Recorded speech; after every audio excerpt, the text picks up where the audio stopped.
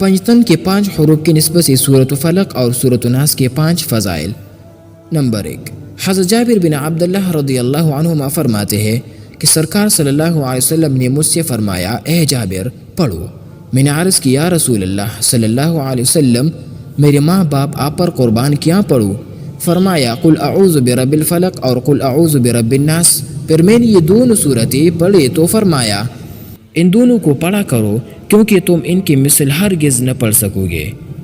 Number 2، حضرت عقبہ بن عامر رضی اللہ عنہ سے روایت ہے کہ میں ایک سفر میں رسول اللہ صلی اللہ علیہ وسلم کے ساتھ تھا تو آپ صلی اللہ علیہ وسلم نے فرمایا، اے عقبہ، کیا میں تمہیں پڑھی جانے والی 2 بہترین صورتیں نہ سکھاؤں؟ پھر آپ صلی اللہ علیہ وسلم نے مجھے قل اعوذ برب الفلق اور قل اعوذ برب الناس سکھائے۔ نمبر 3،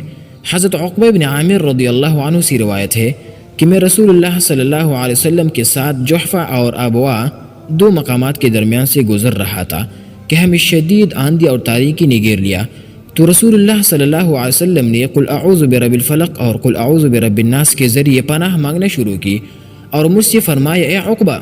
ان دونوں کے ذریعے پناہ مانگا کرو، کسی پناہ چاہنے والے نے اس کی مثل کسی چیز کے وسیلے سے پناہ نہیں مانگی۔ نمبر 4، ام المؤمنین حضرت بی بی عائشہ رضی اللہ تعالی عنہ سے روایت ہے کہ جب رسول اللہ صلی اللہ علیہ وسلم آرام فرمانے کے لیے بستر پر تشریف لاتے تو دونوں ہاتھوں کو جوڑ کر سورۃ اخلاص، فلق اور ناس پڑھ کر دم کرتے اور بدن اقدس کے جس حصے تک ہاتھ پہنچتے وہاں ہاتھ پھیرتے، مگر ہاتھ پھیرنے کی ابتدا سر اور چہرے سے ہوتی اور جسم اقدس کے اگلے حصے سے، اور اسی طرح 3 مرتبہ یہ عمل کرتے تھے۔ نمبر 5، حضرت عبداللہ بن حبیب رضی اللہ عنہ سے مروی ہے کہ سرکار دو عالم نور مجسم صلی اللہ علیہ وسلم نے ان سے فرمایا، قل هو اللہ احد اور معوذتین، یعنی سورۃ فلق اور سورۃ ناس روزانہ 3 مرتبہ صبح شام پڑھ لیا کرو، یہ تمہارے لیے ہر چیز سے کفایت کریں گے۔